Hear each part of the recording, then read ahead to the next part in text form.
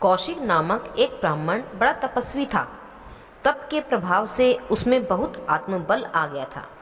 एक दिन वह वृक्ष के नीचे बैठा हुआ था कि ऊपर बैठी हुई चिड़िया ने उस पर बीट कर दी। कौशिक को क्रोध आ गया। लाल नेत्र करके ऊपर को देखा तो तेज के प्रभाव से चिड़िया जलकर नीचे गिर पड़ी। ब्राह्मण को अपने बल पर गर्व हो गया। दूसरे दिन वह एक सद्गृहस्थ के यहाँ भिक्षा मांगने गया। गृह स्वामिनी पति को भोजन परोसने में लगी थी। उसने कहा, भगवान थोड़ी देर ठहरो, अभी आपको भिक्षा दूंगी। इस पर ब्राह्मण को क्रोध आया कि मुझ जैसे तपस्वी की उपेक्षा करके यह पति सेवा को अधिक महत्व दे रही है। गृह स्वामिनी ने दिव्य दृष्टि से सब बात जान ली। उसने ब्राह्मण से कहा, क्रोध ना कीजिए, मैं चिड़िया नहीं हूँ, अपना नियत कर्तव्य पूरा करने पर आपकी सेवा करूँगी। ब्राह्मण क्रोध करना तो भूल गया।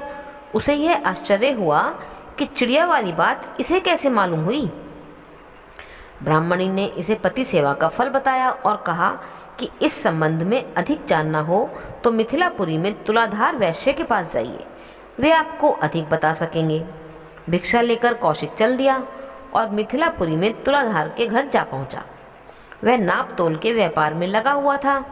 उसने ब्राह्मण को देखते ही प्रणाम अभिवादन किया और कहा, तपोधन कौशिक देव, आपको उस सद्गृह स्वामिनी ने भेजा है, सो ठीक है, अपना नियत कर्म कर लूँ तब आपकी सेवा करूँगा, कृपया थोड़ी देर बैठिए। ब्राह्मण को बड़ा आश्चर्य हुआ कि मेरे बिना बताए ही इसने मेरा नाम और आने का उद्देश्य कैसे जाना। थोड़ी देर में जब वैश्य अपने कार्य से निवृत्त हुआ तो उसने बताया कि मैं ईमानदारी के साथ उचित मुनाफा लेकर अच्छी चीज़ें लोकहित की दृष्टि से बेचता हूँ। इस नियत कर्म को करने से ही मुझे यह दिव्य दृष्टि प्राप्त हुई है। अधिक जानना हो तो मगध के निजाता चांडाल के पास जाइए। कौशिक मगध चल दिए और चांडाल के यहाँ पहुँचे।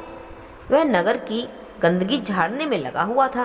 ब्राह्मण को देखकर उसने साष्टांग प्रणाम किया और कहा, भगवान आप चिड़िया मारने जितना तप करके उस सद्गृहस्थ देवी और तुलाधार वैश्य के यहाँ होते हुए यहाँ पधारे, यह मेरा सौभाग्य है। मैं नियत कर्म कर लूँ तब आपसे बात करूँगा, तब तक आप विश्राम कीजिए।